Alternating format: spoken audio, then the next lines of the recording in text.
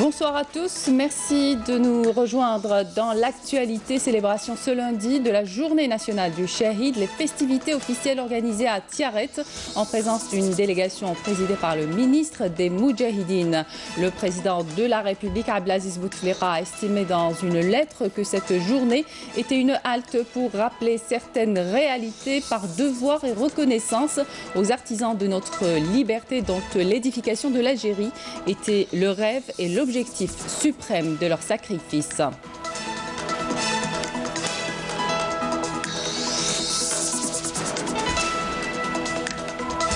Le général de corps d'armée Ahmed Gaïd Salah, reçu à Abu Dhabi par les responsables émiratis à l'occasion de la 14e édition du Salon international de défense IDEX 2019. Lors de sa 3e journée de visite aux Émirats arabes unis, il a visité quelques pavillons du salon. Le ministre de l'Intérieur entame ce lundi une visite de travail et d'inspection de 2 jours dans la wilaya de Djelfa. Il est accompagné des ministres des Transports, des Travaux publics et des Ressources en eau. Bedoui a procédé à la pose de la première pierre du projet de l'Institut national spécialisé dans la formation professionnelle à Ain Oussara. Il s'est enquis par ailleurs de l'état d'avancement des travaux du projet du marché régional. Une rencontre sur le tourisme thermal aujourd'hui à Alger. Les participantes dressaient un constat sur les réalités du thermalisme en Algérie, mais aussi une mise au point d'une stratégie à même de booster le secteur a été établie. Bienvenue à tous. Tout d'abord, le président de la République, Abdelaziz Bouteflika, a adressé un message de félicitations à son homologue de Gambie, Adama Barrow, à l'occasion de la célébration de la fête nationale de son pays, dans lequel il lui a réaffirmé sa volonté de renforcer davantage la qualité des liens d'amitié et de solidarité qui existent entre les deux pays. Je vous le disais, nous célébrons ce 18 février la journée nationale du Shahid, une halte historique permettant de remémorer les sacrifices des Chouhada, préserver leur mémoire et transmettre leur message aux générations futures. Cette année, les festivités officielles ont été organisées dans la wilaya de Tiaret en présence d'une délégation présidée par le ministre des Moudjahidines, Taïeb Zitouni.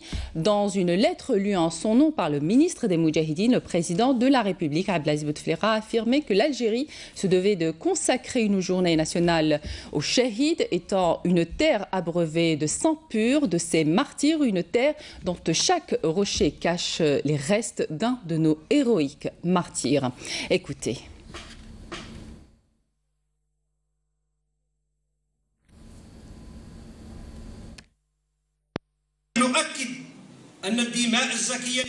Nous pouvons affirmer fièrement et solennellement que le sang de nos glorieux Chouhada n'a pas été versé en vain. Aussi pouvons-nous, au vu des réalisations de l'Algérie indépendante en matière de progrès économique et de promotion sociale, et au regard de sa voix retentissante dans le concert des nations au service des causes justes et pour la défense d'un monde de paix et de sécurité. Certes, l'Algérie indépendante a été fortement ébranlée durant la tragédie nationale, mais elle est restée attachée aux préceptes de notre sainte religion et au message de nos vaillants Chouhada qui ont préféré la patrie à la vie. Et grâce à la bravoure et à la résistance du peuple algérien, qui a donné à travers les générations successives naissance à tant de vaillants patriotes, l'Algérie a su dépasser sa tragédie nationale, d'abord par la concorde civile, puis par la réconciliation nationale, 2 bénédictions dont Allah nous a gratifiés. Nous remercions Dieu pour cette bénédiction et pour toutes les réalisations de l'Algérie dans le cadre de la paix, de la sérénité et de la fraternité.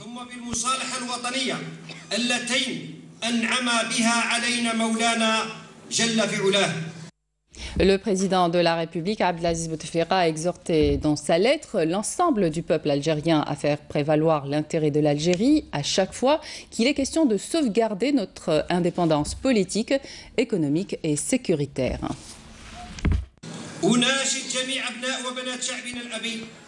J'exhorte au nom de nos glorieux Chouhada et vaillants Moudjahidines l'ensemble des enfants de notre grand peuple à unir leurs forces pour la préservation du serment fait aux Chouhada de continuer le combat sur la voie de la construction et l'édification. De même que je vous exhorte à faire prévaloir l'intérêt suprême du pays sur la diversité des idées chaque fois qu'il est question de la sauvegarde de notre indépendance politique, économique et sécuritaire. En cette mémorable occasion, je vous exhorte tous à garder vivant le souvenir du Shahid dans nos cœurs, nos actions et nos efforts pour l'édification d'une Algérie libre, fière et digne. Gloire à nos martyrs. وفي أعمالنا وفي جهادنا من أجل بناء جزائر الحرية والعزة والكرامة. Le président de la République, Abdelaziz Bouteflika, a estimé que la journée nationale du Shahid était une halte pour rappeler certaines réalités par devoir et reconnaissance aux artisans de notre liberté dont l'édification de l'Algérie était le rêve et l'objectif suprême de leur sacrifice. Abdelmajid Benkassi. Le président de la République, Abdelaziz Bouteflika, a affirmé que l'Algérie se recueille aujourd'hui avec dévotion et déférence à la mémoire de nos valeureux martyrs, les chouhadas de la glorieuse révolution de novembre, qui a été le couronnement du combat libérateur de notre peuple et un phare éclairant la voie pour nombre de peuples de par le monde dans leur combat pour le recouvrement de leur indépendance. En effet, l'Algérie se devait de consacrer une journée nationale aux Shahid, étant une terre abreuvée du sang de ses martyrs, a poursuivi le chef de l'État dans son message. Le président de la République a affirmé que la sécurité de l'Algérie requérait l'unité, l'action et le consensus national, exhortant l'ensemble du peuple algérien à faire prévaloir l'intérêt de l'Algérie à chaque fois qu'il est question de sauvegarder notre indépendance politique, économique et sécuritaire. La sécurité de l'Algérie ne suppose pas uniquement la force armée, mais également la maturité, l'unité, l'action et le consensus national, a déclaré le président de la République. Rappelons que désormais nous connaissons d'importants progrès dans tous les domaines, fruit de tant d'efforts et de persévérance dans la grande bataille, celle de la construction et de l'édification depuis l'indépendance. Le président de la République a souligné cependant que nous devons aujourd'hui, que nous vivons dans un environnement jalonné de menaces et de bouleversements, de veiller à la préservation de ses acquis et de rester mobilisé pour davantage de progrès. Dans le même ordre d'idées, le chef de l'État a mis en avant la sécurité affermie dont jouit à présent l'Algérie grâce au sacrifice des fils de l'armée nationale populaire, digne héritière de l'ALN, auquel il a adressé au nom de tous les Algériens ainsi qu'à tous les corps de sécurité, officiers, sous-officiers et soldats, hommage pour leur professionnalisme et leur sacrifice, ainsi que pour leur mobilisation contre les résidus du terrorisme et pour la préservation de la paix et de la stabilité de l'Algérie. Le président Bouteflika estime que la journée nationale du Moudjahid était une halte pour rappeler certaines réalités par devoir et reconnaissance aux artisans de notre liberté, dont l'édification de l'Algérie était le rêve et l'objectif suprême de leur sacrifice. Toutes les libertés dont jouissent les peuples développés sont désormais une réalité tangible en Algérie, aussi bien en termes de pluralisme politique, de liberté d'expression, de droits de l'homme, que d'égalité homme-femme, ainsi que de tout ce dont rêvait notre brave peuple à l'époque de l'obscurantisme et de l'iniquité coloniale, a poursuivi le président de la République. Par ailleurs, Abdelaziz Bouteflika a rappelé que l'Algérie indépendante a été fortement ébranlée durant la tragédie nationale, mais qu'elle est restée attachée aux préceptes de notre sainte religion et au message de nos vaillants chouhadas qui ont préféré la patrie à la vie, poursuivant que grâce à la bravoure et à la résistance du peuple algérien qui a donné à travers les générations successives naissance à tant de vaillants patriotes, l'Algérie a su dépasser sa tragédie nationale d'abord par la concorde civile, puis par la réconciliation nationale, a affirmé le président de la République. Et à cette occasion, un hommage a été rendu au président de la République de la part de la famille révolutionnaire de Tiaret en reconnaissance de ses efforts pour la préservation de la mémoire historique. Le Premier ministre Ahmadou Yahya présentera lundi prochain la déclaration de politique générale devant l'Assemblée populaire nationale en séance plénière devant les députés. La présentation sera suivie d'un débat général qui se poursuivra jusqu'à mercredi alors que les réponses du Premier ministre aux questions et préoccupations des députés sont programmées pour jeudi 28 février. Dans l'après-midi, la déclaration de politique générale comprend 6 chapitres relatifs au bilan du gouvernement dans les différents secteurs et une conclusion axée sur les vertus de la continuité. Dans l'actualité parlementaire, séance plénière à la PN présidée par Mouad Bouchareb, une séance consacrée à la présentation du projet de loi portant sur les activités vétérinaires suivie de débats et la réponse du ministre de l'Agriculture, du Développement rural et de la Pêche, Abdelkader Bouazgui, a fait savoir que le but principal escompté de la révision de 1988 est l'institution d'un ordre national des vétérinaires qualifiant la médecine vétérinaire de sensible et stratégique pour la sécurité alimentaire et la santé de l'homme, indiquant que les dernières statistiques montrant que 75% des maladies affectant l'homme sont d'origine animale. Lors de sa troisième journée de visite aux Émirats arabes unis en qualité de représentant du président de la République, chef suprême des forces armées, ministre de la Défense nationale, sur invitation de son Altesse Cheikh Mohammed Ben Rachid Al Maktoum, vice-président de l'État, président du Conseil des ministres, gouverneur de Dubaï et ministre de la Défense des Émirats arabes unis, pour prendre part à la cérémonie d'ouverture officielle de la 14e édition du Salon international de défense, IDEX 2019. Le général de corps d'armée, Ahmed Gaïd Salah, vice-ministre de la Défense nationale, chef d'état-major de l'armée nationale populaire, a été reçu par les responsables émiratis, comme il a visité quelques pavillons du salon. Salim Kasser. À l'entame, le général de corps d'armée a été reçu avec la délégation l'accompagnant par son Altesse Cheikh Mohammed Ben Rachid Al Maktoum, vice-président de l'État, président du Conseil des ministres, gouverneur de Dubaï et ministre de la Défense des Émirats arabes unis, où il a transmis les salutations de son Excellence le président de la République, chef suprême des forces armées, ministre de la Défense nationale, le remerciant de cette honorable invitation pour assister à ce salon et mettant l'accent sur la grande importance qu'accorde l'Algérie à la promotion de la coopération bilatérale entre les deux pays à la hauteur des relations fraternelles entre les deux peuples des deux pays frères. Cheikh Mohammed Ben Rachid Al Maktoum a souligné l'engagement des Émirats arabes unis à promouvoir cette coopération ainsi que la fierté de l'État des Émirats arabes unis de la qualité et de l'enracinement des relations liant les deux pays. À l'issue, le général de corps d'armée a eu une rencontre avec son Altesse Cheikh Mansour Ben Zayed Al Nahyan, vice-premier ministre, ministre des Affaires présidentielles, durant laquelle ils ont abordé l'état de la coopération entre les armées des deux pays dans le domaine des fabrications militaires dans toutes leurs ramifications et qui enregistre un développement continu concrétisé par les réalisations sur le terrain, encourageant les deux parties à impulser davantage le partenariat entre les deux armées. Le général de corps d'armée a également été reçu par le chef d'état-major des forces armées émiraties, le général de corps d'armée Hamad Mohamed Thani Al-Roumaythi, où les deux parties ont discuté du niveau des relations de coopération bilatérale dans les domaines d'intérêt commun entre les deux armées des deux pays, exprimant leur volonté d'étendre cette coopération à d'autres domaines au service des deux pays frères. Le général de corps d'armée a visité ensuite quelques pavillons du salon et s'est enquis des divers équipements, armements et des systèmes de défense exposés. Dans l'actualité également, le ministre de l'Intérieur, des collectivités locales et de l'aménagement du territoire a entamé ce lundi une visite de travail de 2 jours dans la wilaya de Djelfa. Bedoui est accompagné des ministres des Transports et des Travaux publics et du ministre des Ressources en eau, respectivement Abdelghani Zalen et Hossein Nassib. Nordin Bedoui a procédé aujourd'hui à la pose de la première pierre du projet de l'Institut national spécialisé dans la formation professionnelle à Ain Oussara, d'une capacité de 300 places pédagogiques et de 120 lits après s'être enquis de l'état d'avancement des travaux du projet du marché régional. Bedoui a insisté sur la nécessité de respecter les délais de livraison. Une rencontre sur le tourisme thermal aujourd'hui à Alger en présence du ministre du Tourisme et de l'Artisanat et des professionnels du secteur national et étranger afin de faire un constat sur la réalité du thermalisme mais aussi de mettre au point une stratégie à même de booster ce secteur dont les potentialités sont énormes à travers le pays. Reportage Saïda Mayouf.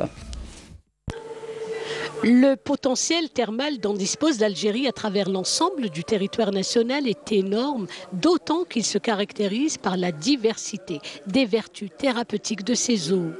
Aujourd'hui, plus que jamais, le tourisme thermal a besoin d'être boosté, car considéré comme source de relance de l'économie nationale. C'est une richesse incroyable que l'Algérie a comme source thermale. De toute façon, on est les premiers en Afrique, l'un des pays et les premiers pour le monde arabe. probablement sur la Méditerranée. Donc nous sommes en train de faire valoriser cette source inépuisable pour moi. Et nous sommes en train de faire de cette source, de thermalisme comme une locomotive, davantage comme une locomotive pour le développement durable du tourisme algérien. Tout un vaste programme de mise à niveau, de réhabilitation, mais également de concrétisation de projets d'investissement privés dans le thermalisme sont en cours afin que cette branche du tourisme puisse atteindre les résultats escomptés. Le gouvernement accorde de nombreuses facilitations pour l'investissement dans le secteur privé. Ceci est un grand encouragement pour nous et ce genre de rencontre nous permet de combler ensemble le manque à gagner en la matière. Cette journée va également donner un nouveau souffle pour l'investissement dans le thermal et ça c'est avec les encouragements et l'initiative appréciable de Monsieur le ministre du Tourisme et de l'Artisanat. L'avenir nous appartient, surtout qu'on possède 1600 km de côte qu'on doit vraiment valoriser afin de fixer nos concitoyens de passer leurs vacances et se soigner au niveau local. Et notre démarche, nous, c'est d'être concurrentiel en rapport qualité-prix. L'expérience étrangère, dans ce sens, est plus que jamais nécessaire. Je suis venue pour partager l'expérience en ce qui concerne la formation professionnelle parce qu'on a eu de diverses étapes en Roumanie et aussi on est venu pour partager l'expérience en ce qui concerne en lien avec la formation professionnelle, la recherche scientifique des facteurs thérapeutiques naturels. La rencontre sur le tourisme thermal se veut ainsi une plateforme d'échange et de concertation entre professionnels du thermalisme afin de relever nombreux défis. Djanet, haut lieu touristique, une région qui gagnerait à développer le secteur du tourisme, un secteur en manque de main-d'œuvre qualifiée. Le métier de guide touristique est boudé depuis plusieurs années. La wilaya d'Ilizi ne compte d'ailleurs qu'un seul centre de formation professionnelle et les apprentis stagiaires ne se bousculent pas pour cette filière. C'est le reportage de Naïm Al-Walish. Devant les massifs montagneux de Djanet, ils ont presque l'allure de touristes, mais détrompez-vous, ils sont apprentis guides touristiques en stage pratique. Il faut dire que la spécialité guide touristique tend à se raréfier ces dernières années à cause du périclitement général du secteur.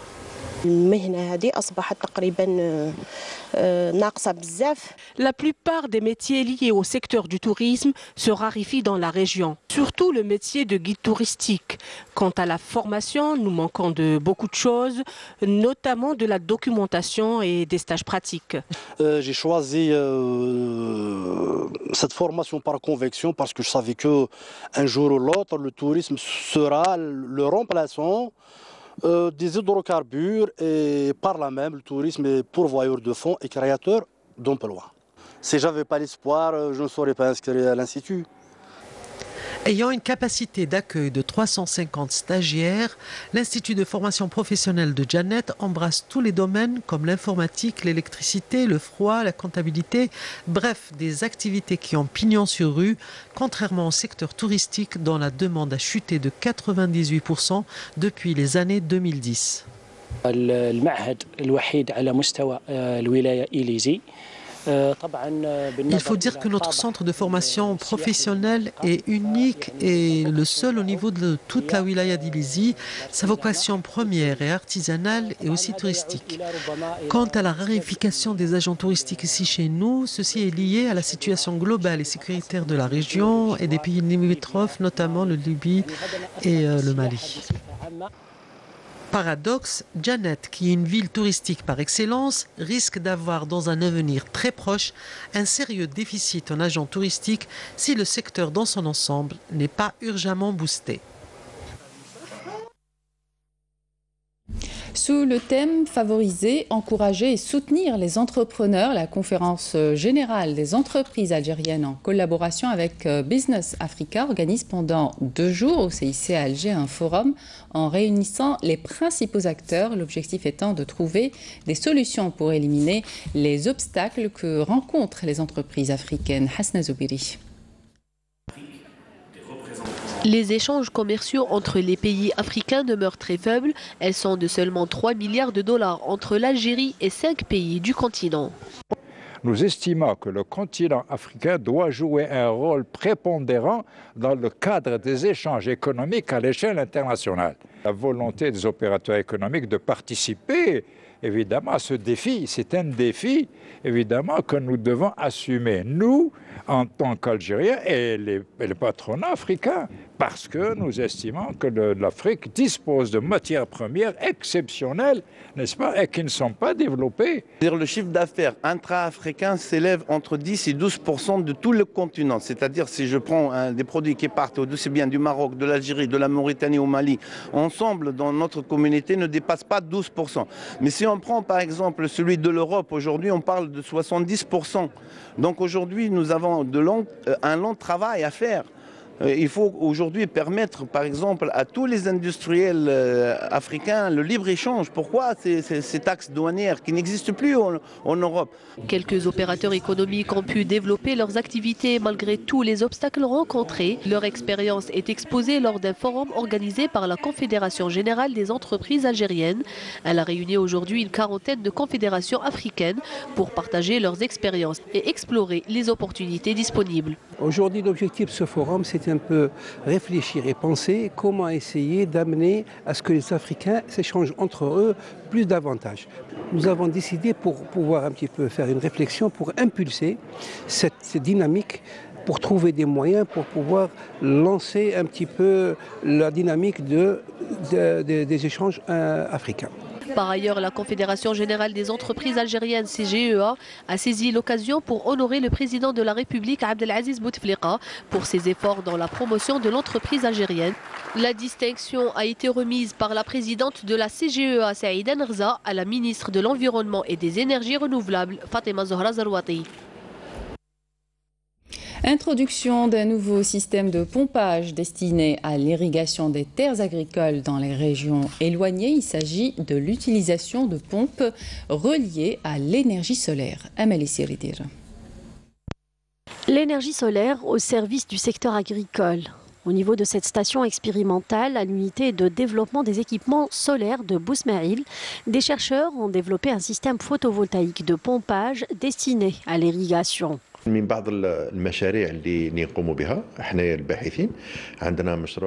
C'est un important projet qui apportera beaucoup au secteur agricole. Nous l'avons introduit récemment et il concernera principalement les régions rurales et sahariennes éloignées du réseau de la Sonelgaz. Il s'agit de la mise en place d'un prototype sous forme de puits équipé d'une pompe reliée à des panneaux photovoltaïques.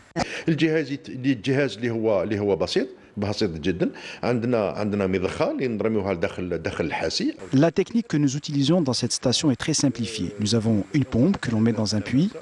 Ensuite, on met en marche un convertisseur qui transforme le courant continu en courant alternatif. On alimente par la suite la pompe immergée. Ces pompes peuvent alimenter jusqu'à 4 hectares de terres agricoles. Un important projet qui devrait à la fois rationaliser l'utilisation de l'énergie et booster la production agricole, notamment dans les zones éloignées. Au plan sécuritaire, un détachement de l'armée nationale populaire a détruit hier une bombe de confection artisanale à Tizi Ouzou, tandis qu'un autre détachement combiné a arrêté un élément de soutien au groupe terroriste Amsila. Par ailleurs, des détachements de l'ANP ont intercepté lors d'opérations distinctes menées à Tamanrasset et Ngezem 7 contrebandiers et saisi 3 véhicules tout-terrain et 3 téléphones satellitaires. En outre, des détachements de la gendarmerie nationale ont appréhendé à Béchar un narcotrafiquant à bord d'un véhicule touristique chargé de 68 kg de kiff traité, alors que 73 immigrants clandestins de différentes nationalités ont été arrêtés à Djidjel et Tamanrasset.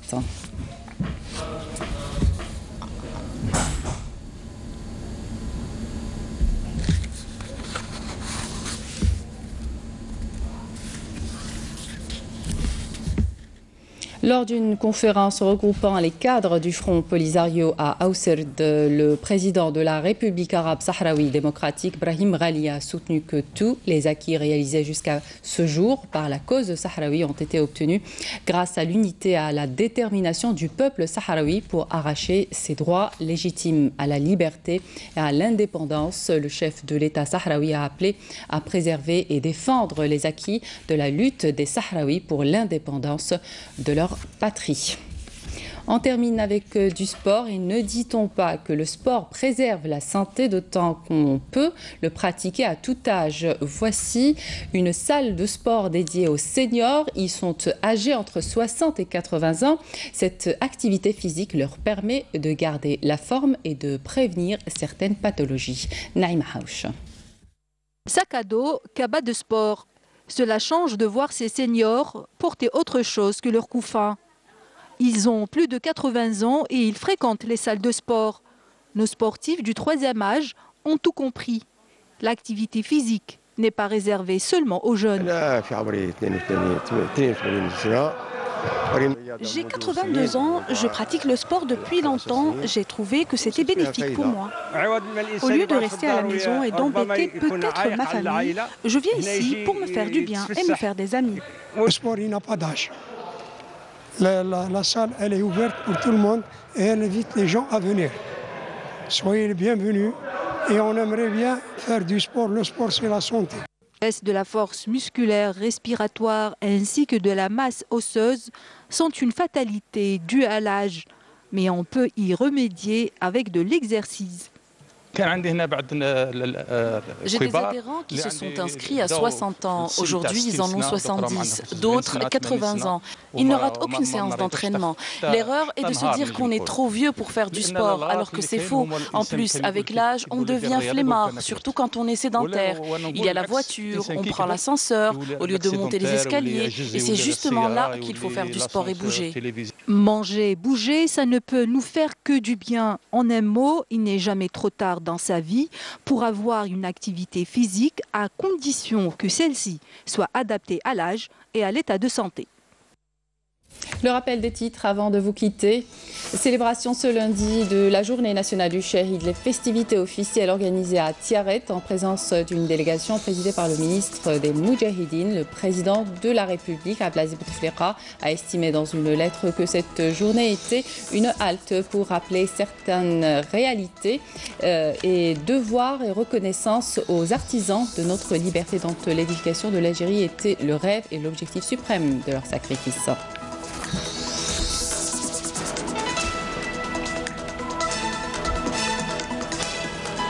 Le général de corps d'armée Ahmed Gaïd Salah, reçu à Abu Dhabi par les responsables émiratis à l'occasion de la 14e édition du Salon international de défense IDEX 2019.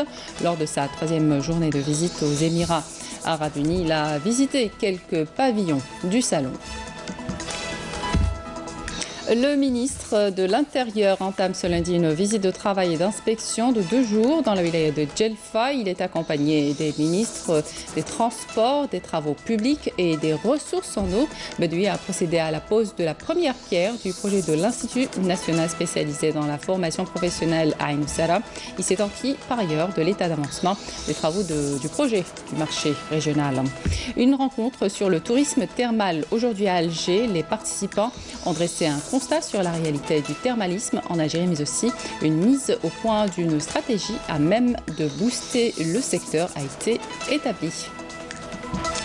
C'est la fin de cette édition. Merci de votre attention. Vous pouvez toujours nous suivre sur les liens qui s'affichent sur votre petit écran. Pour l'information, retrouvez demain Félia Lassari à midi. Je vous donne rendez-vous à 19h. Excellente soirée sur Canal Algérie.